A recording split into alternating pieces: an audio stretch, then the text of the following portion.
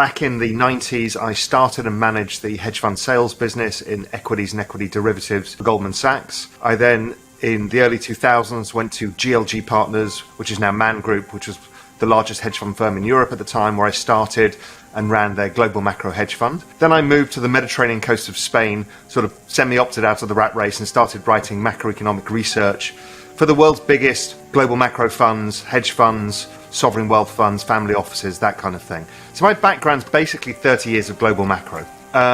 Then I'd gone through the financial crisis in 2008, and I was one of the people who was kind of at the epicenter of predicting what was going on. A lot of people in the film The Big Short were kind of clients of mine, and I kind of knew a lot of how this might play out. The same happened in 2012 when Europe almost fell apart. So I was thinking, why me, living in a beach town in Spain?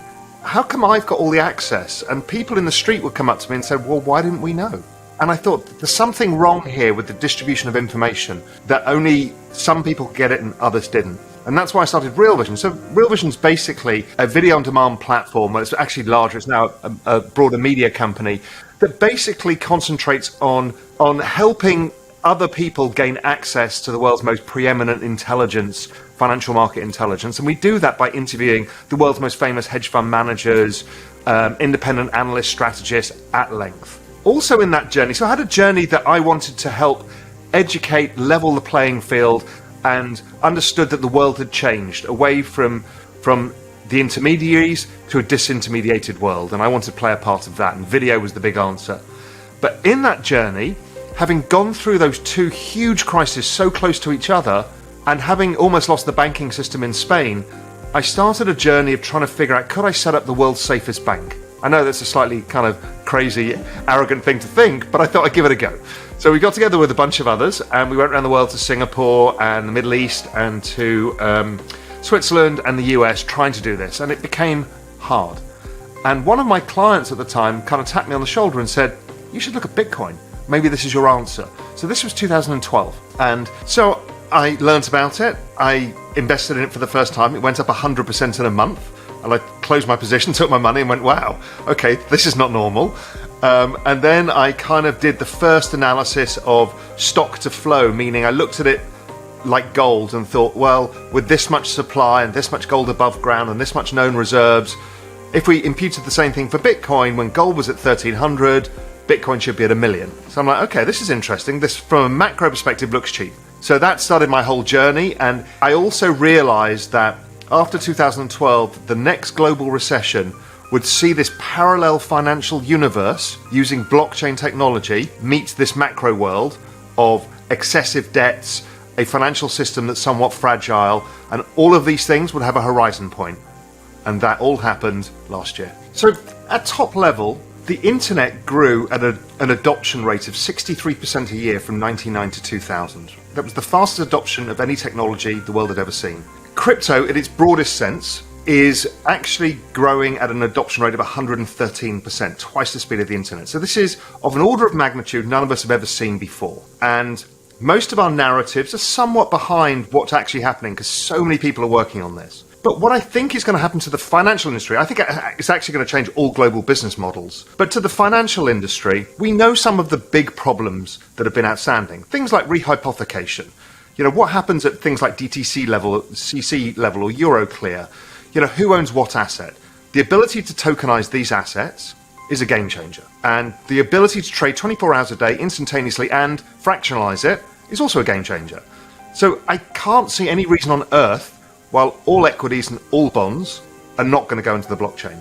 We've also seen the rise of DeFi, and that's decentralized or somewhat centralized lending protocols and borrowing protocols that work algorithmically, seem to be pretty robust as far as we've tested, and that looks like that will scale as well. So what we're doing is we're creating a modern system of finance that's more accountable and suitable for the modern age, that doesn't have T+1, T+2 settlement, but instant settlement, that allows the instant transfer of assets. And once you blend in the Central Bank Digital Currencies, you've got rails of which all of this can operate globally. So if we think of the size of the asset class today, and Mohamed said, it's around, or you said that it's somewhere around $2 trillion. If we look at the global equity market, the global bond market, global real estate, which can also be tokenized. All of these things, they're between 100 and 200 trillion dollar assets.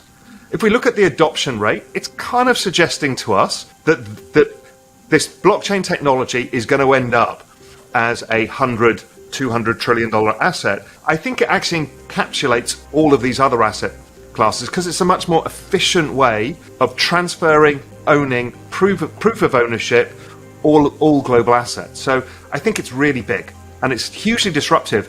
As Mohamed said, we don't know actually what format the central banks are going to do this. My guess is they'll start with the non-disruptive version, as he suggested. I think they will move towards the disruptive version. We're already kind of getting noise of that out of the US, that maybe they want to do it in conjunction with the private sector. Maybe DeFi is an efficient way of doing it and fintech is an efficient way of doing it. Do we need money center banks? Okay, that's a big change to the world. Or money center banks have to reinvent themselves. That's fine. That's what technology does.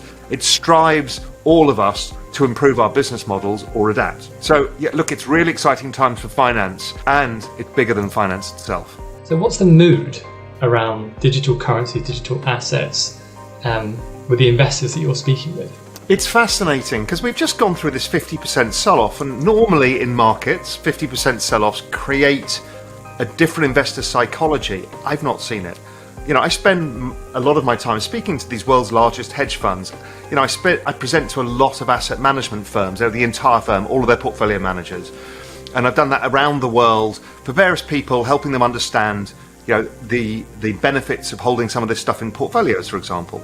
And I see nothing but ongoing adoption. I don't see anybody. I see people being slowed down by the ESG story, and I think you'll see over the next few weeks the Bitcoin miners getting together to create a better understanding of what's going on and how it works.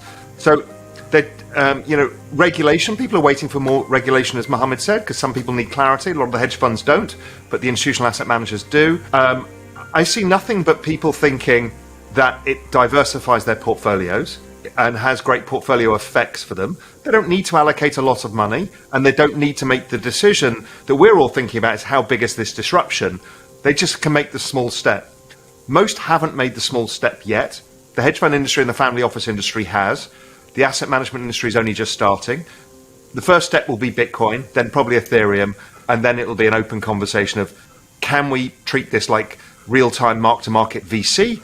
And can we bet on protocols, tokens, and ideas that may disrupt our whole industry, and so therefore we benefit from the disruption? And I think that's where it's all going to go. The exponential age. So how do you think technology and digital will transform our everyday lives? I think many investors misunderstood what happened in the last 20 years with these big stocks that came out of the birth of the internet. Google, Facebook, Apple, and there's a whole bunch of them. I spent a long time trying to understand what that was. What really happened there? Why did we all misjudge it and say, well, it looks ridiculous. Amazon's worth more than every bookseller in the world. This doesn't make sense to me. And so many of us missed it. And the reason being is I think the global business model changed towards network effects. So when you use Metcalfe's law to value the value of a network, it's very different than using net present value and cash flows, right? We all got that wrong. The market got it right. But now we're in a situation where we've just invented cryptocurrencies, which are actually entirely driven by network models, and the key benefit that the model derives is the value of the money goes up. Okay, that's a very powerful model. But that's also happening at the same time we see massive adoption of technologies. So we're going to go from very few electric cars to, by 2030, 65% of every car in Europe being electric.